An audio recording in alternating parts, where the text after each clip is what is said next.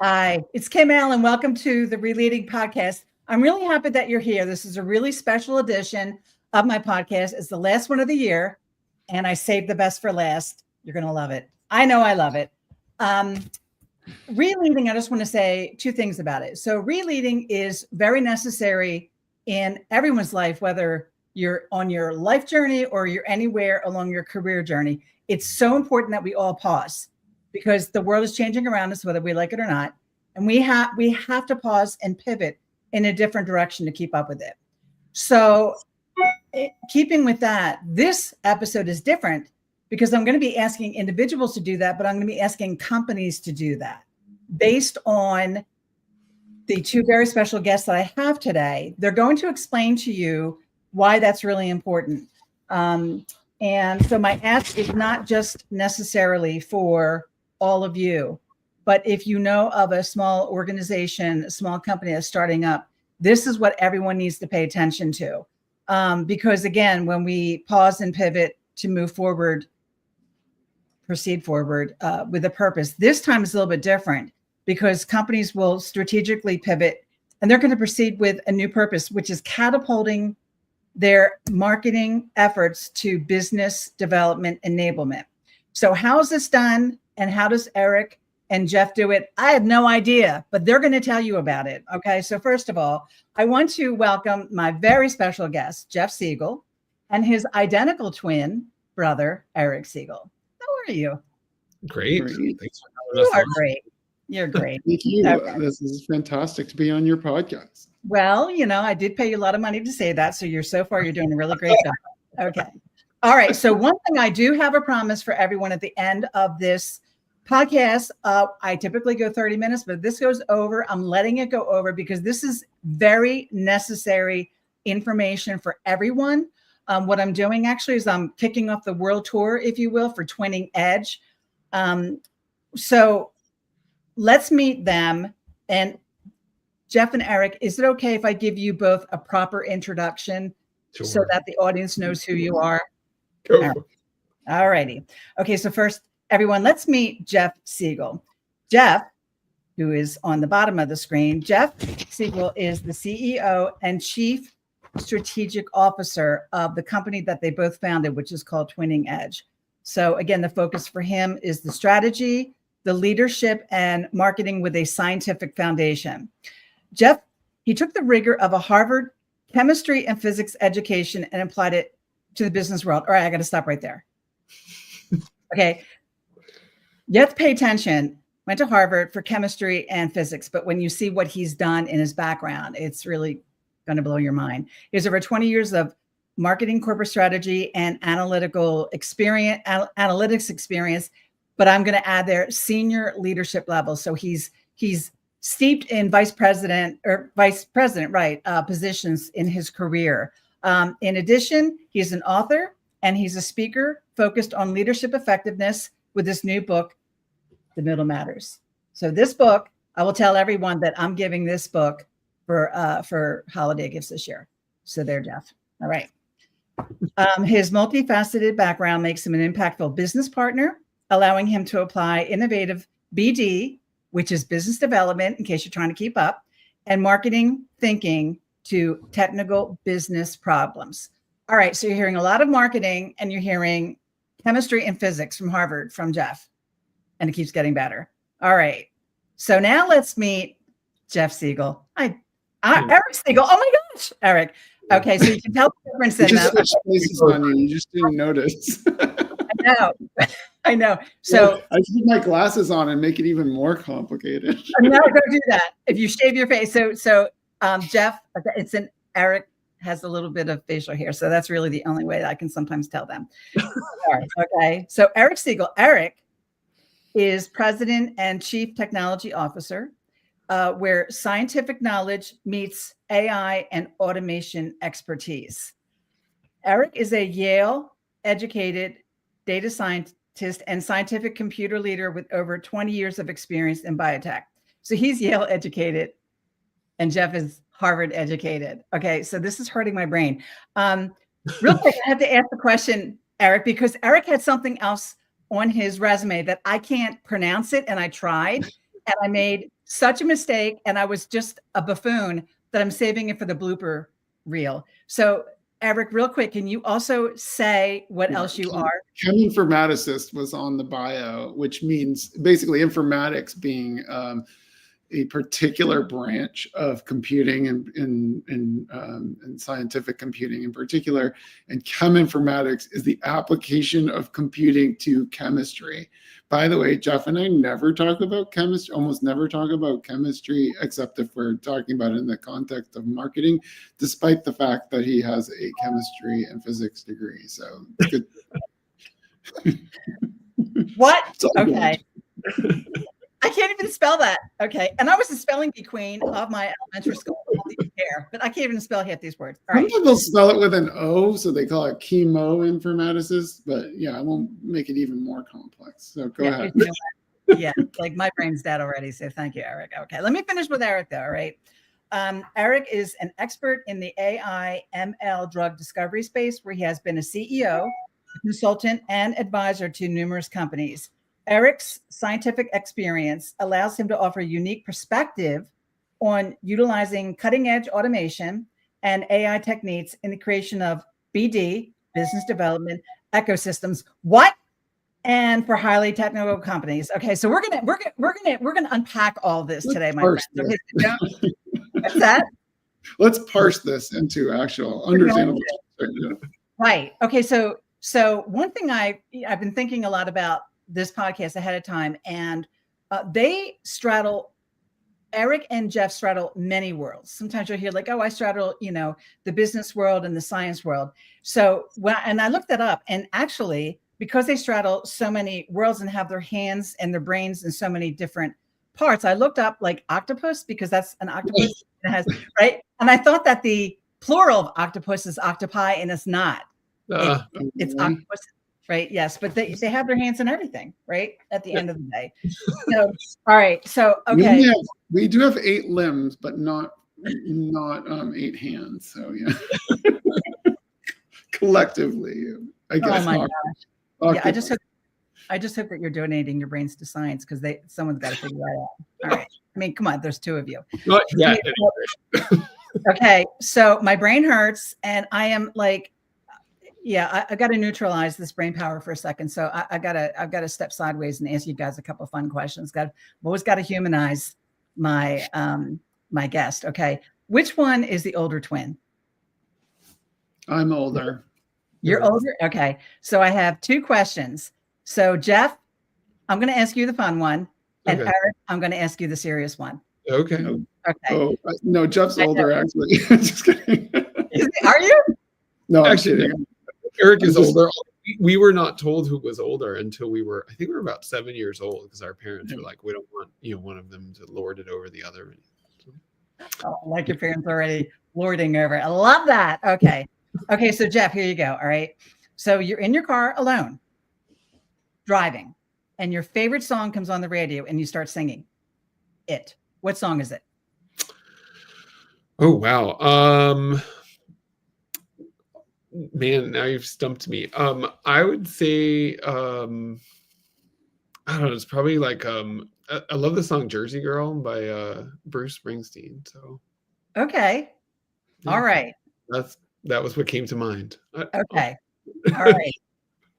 Okay. All right. I don't know. Was it? I don't even know the song Jersey Girl, and I know like I don't know that song. I don't. Yeah. Jeff, can you sing it for us? No. I don't think that you don't really want me to.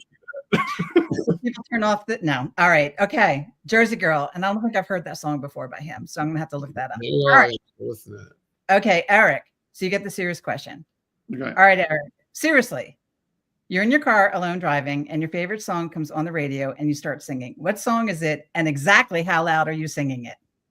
I'm singing it extremely loud. It is, and you and I have talked about this when we talked about this in the past, like U2 is what comes to mind. So I still haven't found what I'm looking for. Was the one that came to mind today. I think the last time we talked, it was bad. But today I still haven't found what I'm looking for. And I'm singing it about as like, I sometimes come out of long car drives with no voice left. That's how loud I sing. Wait, I love singing. And you know what? It drives my family nuts.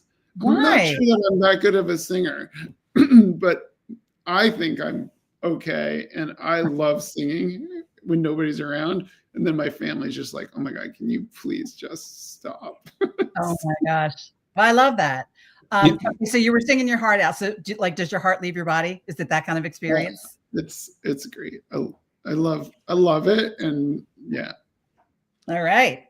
So Kim, I think you're aware of this, but Eric has made, because he's just brilliant with AI stuff, he has made a virtual Jeff. You can ask it questions and we'll answer, usually mostly based on like the material from my book. Okay. Interesting is you can ask it questions like this. So if I were a little bit faster, I would have just asked it, what song does Jeff listen to in the car? And it's actually really good because it'll say, well, Jeff doesn't answer that question in his book, but I think he would like, and it would have told me. So it'd be fascinating to know, what virtual Jeff would answer. I'm doing that right now. Oh, Eric's doing it right. Well, while you're doing that, so all right, so I'm going to tell you too that I love to sing, and I'm not a good singer at all, but I love to sing. And like Eric, who I think is now my favorite twin. Oh. All right. I don't have a favorite, but it's the U2 thing. I'm sorry, Jeff. You went with a song that nobody knows. Bruce Springsteen is not obscure, folks. Sorry. But that's an obscure. Eric and I have the same taste in music with U2, and my song is maybe Eric knows the song, probably the world doesn't. I'm a true blue U2 fan. I think I take credit for introducing the Philadelphia area to U2 years ago. Mm-hmm. But it's a song called "A Sort of Homecoming," mm-hmm. and it's it's unbelievable. And every time it comes on, like I could be carrying, any grocery and like the groceries go on the ground and I'm in singing it. So anyway, so U2, yay. No offense to you, my Jeff. We'll get you on board with some really good U2. Really because I went with a New Jersey guy. That's a real issue, right? Well, for me, Jeff, it is. I don't know how you're gonna feel. Go ahead, Kim. What's that, Eric? What? Yeah, I was gonna say, I don't know how you're gonna feel about what virtual Jeff came up with. It came up with "Eye of the Tiger" by Survivor, which I'm guessing is probably not your favorite song. It's a good song. It probably has a good explanation as to why it came up with it too. We're just going down the coast of Philadelphia. You're coming off the pedestal. That's okay. You have time to recover. Okay, you have time to recover. Okay. So well, I think I've recovered. That I'm old, but anyway. By the end of the podcast, Jeff, you can actually revive yourself with coming up with a different song. That's not Bruce Springsteen. Wait, why? I am not giving in on this. Bruce Springsteen is cool. No, stick to your guns. Exactly. All right, made me snort. Okay, so I have recovered from that spectacular brain power that you bring to the table. So now my goal for the audience is to get to know Twinning Edge's stories so that you understand why I brought them to this podcast to kick off their world tour. So some of my questions I always think about, mm-hmm. and you don't have to write these down, but why was Twinning Edge created, and what is it and what isn't it, and who's your audience, and why they need to use your revolutionary marketing strategy product, and what will happen if they do and what will happen if they don't. So again, that's the gist. I'm going to turn it over to both of you at this point to tell us your story and the difference and what you bring to the table. So go ahead. So Eric, you want me to jump in? So I would say Twinning Edge actually started about a year ago, even though we just started the company more recently than that, because we were having this conversation about why is it that small businesses seem to always hate marketing. And that may be a little bit of an exaggeration, but I can't tell you how many times I have run into this conversation. You start talking to a small business owner and they're like, oh, yeah, I have a marketer, but I don't really think they're doing very much. Or, oh, we tried marketing, it doesn't work for us, and so forth. And so this interesting question that started out of, why do small businesses think that marketing is bad or that it doesn't work for them and so forth? And what it really boils down to is this very simple idea, which is that Eric and I often talk about in terms of, we call it Coca-Cola marketing. Some people might call it brand marketing, but Coca-Cola marketing all boils down to this very simple thing, which is that for like over 100 years, people have been getting the same Coca-Cola beverage every time they buy it, right? So they trust it. They trust that Coca-Cola is always going to be consistent, is always going to taste the same. I always say to people, is it the best beverage you've ever had? Nope. But you know what it is, you know what you're going to get. In fact, I was talking with somebody the other day about New Coke and how, I don't know, we're all old enough to remember New Coke, but it is, what a disaster that was, essentially because they eroded trust. It's not the same thing, whatever. And so that's why they had to go back and so forth. So that's Coca-Cola marketing. And the problem with Coca-Cola marketing with a small business is nobody trusts you, not because you're not trustworthy, but because they don't know who you are. And so the problem with doing Coca-Cola marketing, meaning going out in the world and saying, hey, come work with us or come buy our product when nobody knows who you are, is they don't trust you. And this is why for small businesses, I ask this question all the time, where does your business come from? And it's always something north of like 2/3 of the business or more is coming from close connections, warm referrals, networking, all of those sort of personal one-to-one relationships. And the founders are always like, yeah, I have to do all of that. And I'm like, right, because that is how you are creating trust. So that's where we said, hey, what if we focused our energy on understanding the marketing activities that create more of that trust? How do I expand the circle of people that trust me by creating more connections or getting people to refer me, all those kinds of things? And we said, let's stop calling it marketing. Let's just call it enabling business development. And so that was really where the idea that turned into a podcast. So we have our podcast called Twinning Strategy. That idea and that conversation between us and a friend turned into this conversation that turned into a podcast about business development. Mm-hmm. And so fast forward, many months later, and here's me with my marketing background, Eric with his tech background, and we thought, maybe we can create a business out of this where we are supporting small businesses and getting them to think very differently less about marketing and sort of the marketing funnel that you hear people talk about, and more about what I like to call the trust funnel. How do we create activities that really enhance the creation of trust, which means I need to make sure you've heard of me. I need to make sure you think I'm an expert. I need to make sure you understand the problem that I solve. I need to get you to feel comfortable that if you hire me to solve that problem, I can do it. Those are all the things we need to do in order to really build that trust. And so that's what Twinning Edge was built around. And I'm going to pause there because I think I'll let Eric maybe talk about some of the how technology fits into that. But that's how we think about what Twinning Edge is focused on. Okay. I love it. Yeah. Keep going. All right. Eric? So the thing I want to also bring up is, Twinning Edge, obviously the name partially comes from, or largely comes from, the fact that Jeff and I are identical twins. But what is the Twinning Edge for us? And the original Twinning Edge that we were thinking of, it was, was what Jeff was referring to before. It's like if we take, and we were having this conversation long before we came up with the name, long before we turned this into a company, is the Twinning Edge that we bring to the table is, first of all, we understand, each other's thought process really well. We've spent our entire lives and the old joke about we were womb mates kind of thing, right? We've been around each other, since before we were born.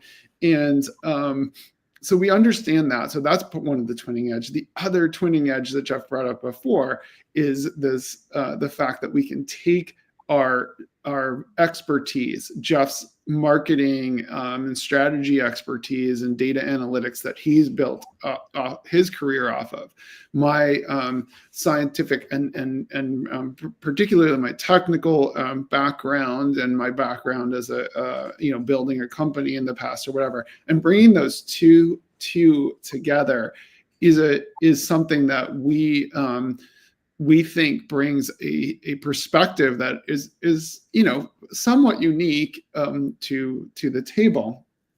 The third twinning edge that I want to bring up is in the vein of the technology. One of the things that we're really interested in is building that trust funnel, is to drive our ability to rapidly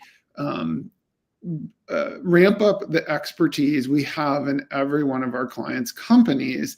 And one of the ways that we do this is we are capitalizing on the large language models and technology out there that's been really in the news lately, ChatGPT, et cetera. And we started a while back building our first digital twins or generative twins. So that's the third twinning edge, is we actually build, think of it as a twin of your company. We're going to take your company and we're going to bring in the materials, the understanding of it that you have, so that when we're helping generate content, when we're helping generate messaging or whatever, we actually have a tool, a capability to a digital twin to ask questions to, and understand the company at a deeper level, in a time frame that I think a lot of marketing agency type, not different approaches, it's going to take them a very long time and require a lot more back and forth. That's not to say we're eliminating the customer client feedback. It's just saying, like, we're going to have a much higher level conversation with you much faster, because we can essentially absorb your white papers, your PowerPoint presentations, your podcast information, your bios, whatever it is, and absorb that so that we can understand your company on a deep level and start to strategize around that, start to create content around that, start to create a tactical marketing plan around that.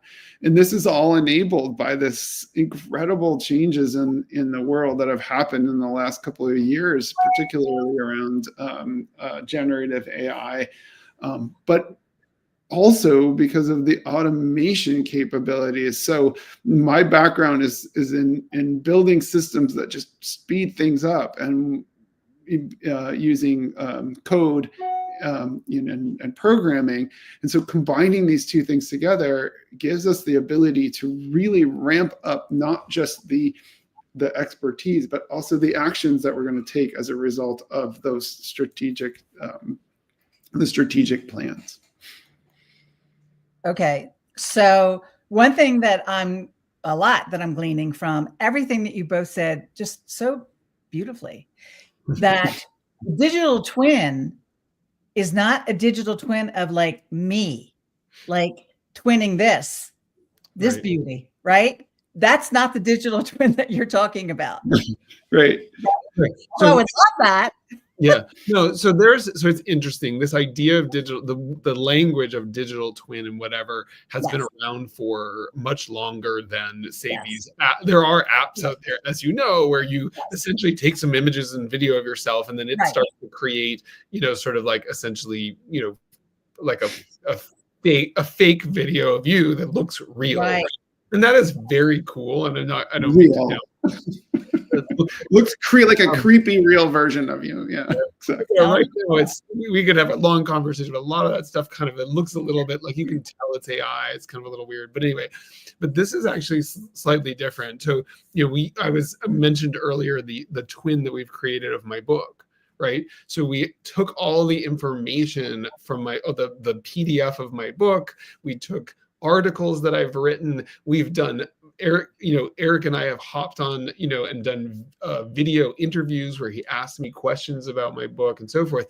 We can upload all of that into essentially, I like to call it like a walled LLM, or think of it as like a proprietary version of ChatGPT that focuses only on the information that we gave it. We can then ask it questions like, my book, as you know, is about middle management. So you can ask a question of this virtual, Jeff, if you will. What would Jeff say about dealing with a micromanaging boss? And it will give a very good answer based on my book, not based on just, you can ask ChatGPT that and it will give you an answer, but it will be based on what I call the collective stupidity of the internet, right? As opposed to based on the information that we gave it. So imagine what that looks like when you can create essentially a twin of the knowledge of a founder of a company, or a twin of sort of the documents, the manuals, the interviews that you've had with the company's founders or the company's leaders. You take all that information, intake it, and essentially create a twin. And then you can ask it to answer questions. Say if you're let's say you're a sales rep, you can ask it, I don't understand, a question that the only other way to answer this question would be to go to the founder and ask, which is a huge bottleneck. But now I've got a twin of that founder and I can ask them the question and it's going to give an answer that is pretty darn close to perfect. And actually it's funny because sometimes we've had people test out these twins and they've actually said to us, oh, it got this wrong. And then they went and asked the expert and the expert has said, actually, it got it right. So it's I'm not going to say it's perfect, and you have to know what kinds of questions you can ask it, but it is really good at answering questions. But think about that from the perspective of not just asking it questions, but hey, can you write an article about whatever, middle management? Actually rarely do this, but every once in a while I'll ask it, can you Eric will ask me to test out the twin, and I'll ask it to write the article that I'm busy writing. And actually one of the times I did this, I was like, this article is better than mine, so it's capable of writing material. And then Eric has also created some really cool tools that actually can do things like create or clip pieces of video and create materials from the video, or extract quotes from the book and put them on sort of backgrounds and so forth that are ready to be posted on social media and so forth. So it's not it's a tool to really get a deep understanding of the business so that we can come quickly in and deliver on strategy, but sort of as an sort of as a sort of additional sort of bonus outcome of this, it creates content, right? It can create actual content that can be used for marketing. And I would just add, Jeff, to that, to emphasize, this isn't a 99-cent app that you get on your phone. That's not what we're talking about. It's this business development ecosystem that Kim, you mentioned in the beginning. The ecosystem is enabled by the technology, by our strategic understanding of marketing and technology and how it all works together, by our understanding and approach to developing a trust funnel rather than a sales funnel, just changing that point of view. And it's we're talking about the cool tools because they're fun to talk about, but Twinning Edge is about developing those deep relationships. You hear us talking about ramping up our understanding of your company. It's not because we want to make the next piece of content. It's because we want to deeply understand the company, to drive the strategy, drive the alignment across all the various channels, align your website with how you're speaking about it, your product in public, how you're interacting with your clients, how you're thinking about driving not only business, but driving the leads, but also closing those leads, and ultimately driving how you deliver your product to your clients as well, because all of that ends up being the BD ecosystem. In fact, as we all know, but it bears repeating. The best way to get the next business is to expand business with somebody who already knows and trusts you. So it's how you're interacting and how you're driving it while you're already in there is a key element. So it's all that. It's not a tool. We're not selling a tool. We're selling the ecosystem around, this is what we do, is help people build into their, I'm going to use my nerdy science background, the DNA of their company. Right. And I think that what you're both explaining is that you're able to take this much knowledge. I mean, if a salesperson knows this much knowledge, if you will, and you and Twinning Edge will take this much knowledge and put it in a product where other people can ask questions. For me, now I'm a former salesperson, marketer, the whole thing. To me, this is all selling while you sleep. I don't understand why companies are not, well, your phones could be ringing, but I'm just saying this makes so much sense. And people cannot be afraid of futuristic tools like AI. Right. Now, Jeff is an author. I'm an author. Okay. So I want to write my own stuff, if you will. I don't so that part, but when it comes to a business, right. What's that expression? You have to, you have to spend money to save time. And I think in any business, especially a smaller company, because I'm going to ask you about your audience real quick, but to me, it just seems that if a company is making widgets and they want to focus on making widgets and they're not marketing people, and if they even have a budget for marketing, are they hiring a marketing person to do this, or should they hire Twinning Edge? Well, I think that sort of answers. I'll answer that question and sort of get at like who are we talking to? Is right. Often what you have is companies are hiring marketers, and the marketer that they can afford is very bright, very eager, but generally very early in their career, and they know some stuff about digital marketing, but they don't sort of understand the sort of strategic ideas. They haven't really thought beyond marketing into this idea of business development ecosystems, into the trust funnel, whatever. They don't understand the strategic view, and so what you get is, we've run into this before a number of times where we'll have a conversation. Actually, it was a guy we were talking to a couple months ago who was like, I had met him a year before, and I said, "Oh, how's it going with your new marketer?" He's like, "I've actually been through 3 marketers and since we last talked." And so in 1 year, he went through 3 marketers. Why? Well, the marketers don't understand my business. It takes them forever to get, the content. And when they get me the content, it's not right. And then I have to redo it. And so the interesting question is, well, maybe instead of, I don't know if you know that there's this, I believe it's an Albert Einstein quote that said, if there was an hour left to save the world, I would spend 55 minutes trying to understand the problem and 5 minutes with the solution. Right. That's true.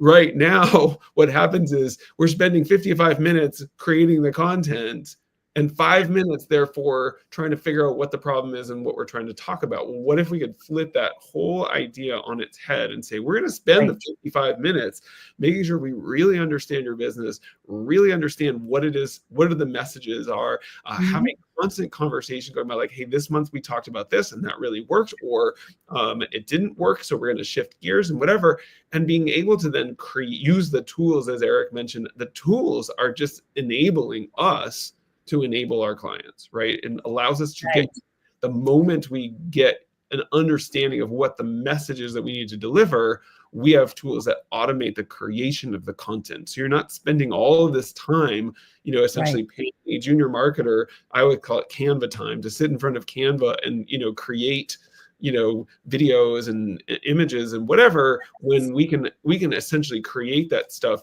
very quickly using automation, but we can therefore spend all of the rest of that time focusing on like, let's really understand what should you be talking about, what's the strategy, and having that conversation. Right. Kim, I want to jump in with one other thing on this. As you mentioned about being an author and you want it to be, authentically you, etc. Now, to your point, not everybody has the time to do all of that for marketing when they're trying to sell widgets. But the approach that we're taking is all about doing it in the voice, doing it as close to the voice of the person or the company as possible. So for example, one of the things we do, for example, we'll do an hour-long interview with somebody, and then we will turn that into content. But it will be content that things they actually said, right. Video clips of what they actually said, articles that are directly based on what they actually said. Their material is coming into those digital twins, to that automation process, etc. Right. Their material is the source. And wherever possible, we're actually using the source material just refactored in a format that makes sense for how it's being communicated as marketing material. Right. That is it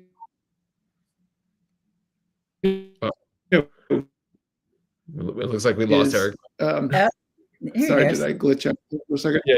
What we're trying to do is keep it in the voice of the. Can you hear me? Yeah. Yes. But here, let me finish for Eric, because I think he's his feed is glitching up, but I know how he thinks, so But I think what Eric is talking about is this idea of because we're starting with source material that's based on real. That makes what we're doing very different from what, say, you get if you just ask ChatGPT, right? Like, can you write an article for me? Yes, that stuff is going to be. That's going to sound very AI, whatever, because essentially all ChatGPT is doing is it's saying, I'm going to predict what the next word is going to be. And it comes up with its sort of best prediction of, all the words that get strung together into an article. Right. You basically tip that into, no, you're not going to just take that information from the, what the internet would say about this, but I'm going to start with material, your articles, your book, and whatever, say, what would you say about it? What do I predict Jeff would say about this? For example, you get something that is much more authentic. So it's, even when we're generating content, it's more authentic because it's based on you and your company. Right. But often, as Eric said, we are trying to start with real content. Like the thing we like to start with is, let's do an interview. We're going to talk to you for an hour. Tell us about your company. Tell us everything you can about your company.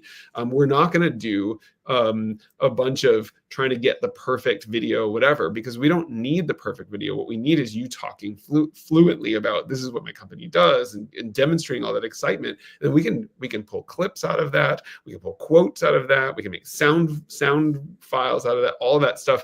But again, the point is not like, yes, the content piece becomes much easier, but it therefore, which then frees up the time to focus on how do I make sure that it's the right content and the right strategy.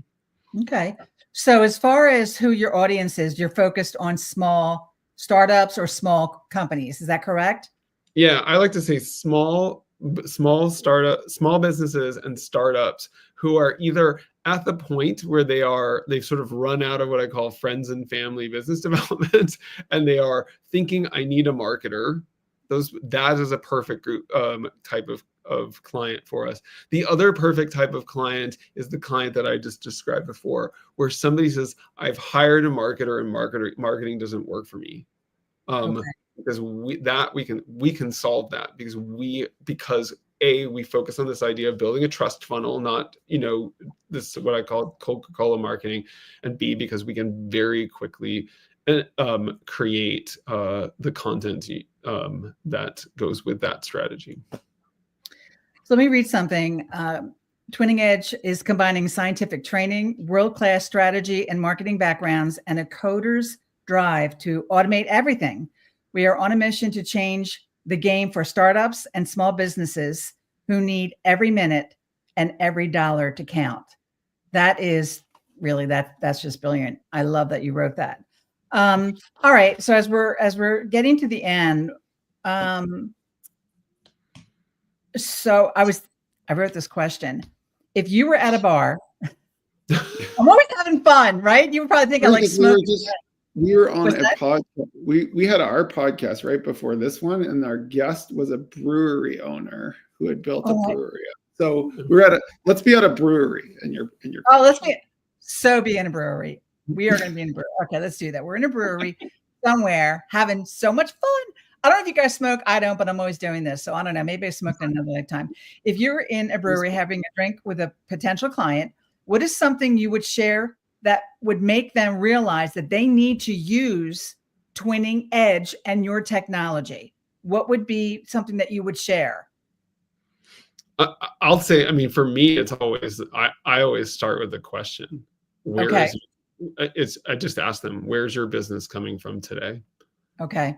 Because they almost always will come back with, it's coming from my close connections, my, referrals and whatever. And then the problem comes out, which means that I have to be involved in every conversation, which is where they sort of see like I'm very limited and whatever. And so to me, it's that question. Just start with where is your business coming today, which always leads to, and then we've tried marketing and it doesn't work, or you ask them like, how much is your marketing bringing in and whatever. And then it gets into this conversation of, hey, the reason it's not working is because you're focusing on, sort of these Coca-Cola tactics when you really need to be building trust.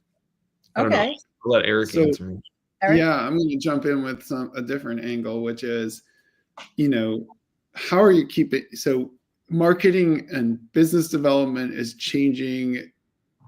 We're going to use the Bostonism, wicked fast, right? We're moving, it's moving so fast. Things are changing. Like Jeff and I have this running joke that every time we come up with something new in 2 weeks, like it literally came up this morning, in 2 weeks, it will, or maybe it was yesterday, in 2 weeks, somebody will have put it out as a commoditized product. And that is like almost always true. So things are moving fast. So my question to our brewery friend is, how are you going to keep on top of this? And if their answer is, oh, well, we have this internal marketing person. Well, honestly, that internal marketing person's goal is to market your company, and keeping on top of technology and the latest and greatest or whatever is something that is a sideshow for them and is secondary, if not tertiary, to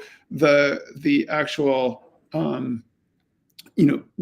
activities of actually marketing. How are you going to keep it? And it's our whole purpose is to keep driving towards what are the best tools, what are the best capabilities, how do we bring this new, our knowledge to bear on this. Again, this Twinning Edge concept of Jeff's bringing his mastery and long-term capabilities in marketing, and I'm bringing my tech and automation and AI focus. Our whole purpose is to try to keep on top of that. We can keep on top of that for your organization in a way that junior marketer, even senior marketers are just not going. And frankly, if that's what they're focused on, they're not doing their job. That's not what they're supposed to be focused on. We're an organization that can focus on multiple things at once because we're doing this across many clients and over time developing this technology that's going to drive you to the cutting edge, the Twinning Edge. That's right. Unintended. One thing, one takeaway that I have from this, well, there's a million, but one that really stands out is that a lot of marketing departments, they're a mile wide and an inch deep. Yep. Mm-hmm. And what Twinning Edge does, that's totally different. This is why you both and your company, you're the anomaly, that you have that base of being a mile wide and an inch deep. But because of both of you, because of Eric, because of Jeff, that you're an inch wide and a mile deep. Toward what you were just saying, Eric, that if they're even dabbling in AI, it's a sideshow, and that's your expertise. So again, when I jokingly, but I don't think it's a joke because it's true, like you're not the octopi, that your brain. So, you're not right, left brain. You're the whole brain. You do it all because you've been trained, the best education, the best training to do this, that there's no better people to reach out to do exactly what you're doing.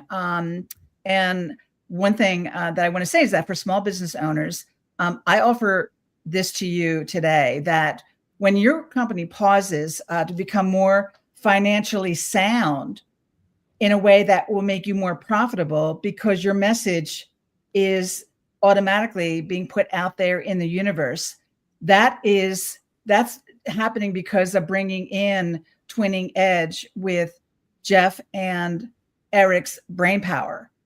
That's what's unequaled here, because they do this in a nanosecond, what would take someone a really long time. And if I'm busy building widgets, I'll be honest with you, I don't want to be working 18 hours a day, the majority of that time trying to figure out my marketing message and how I'm going to do that. And actually, Kim, the outcome of that, I'm working 18 hours a day just to get my marketing message out there, is that many founders just don't do anything. They just stop, right? Right. It's and not. Why would you do that? Right. Jeff, were you going to say something? No, I was going to say, where they come to this conclusion that it is not worth it, right? Yes. Which goes back to what I was saying before. Like, a lot of times we talk to these people and they're like, I don't do marketing. It doesn't work for me. Some of that is because they've done their own marketing, and some of it is because it just takes a lot of time. And so they've essentially rationalized not doing it by saying it doesn't work, right? Yeah. So how do you make that? How do you make it easy for them to actually have a strategic conversation and then get the content, as opposed to spending all of those hours getting the content, right?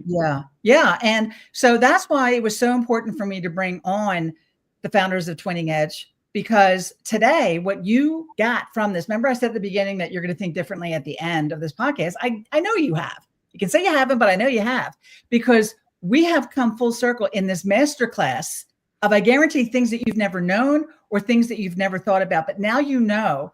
And the crime would be if you don't act on that, right? So that a year from now, you're going to say, oh my gosh, I should have been doing something with marketing. Like Jeff just said, like, I don't do anything. Well, how are you going to get your widgets known out there in the universe? You're not, which I don't know what the percentage of new companies that fold, but I would think that would contribute to it.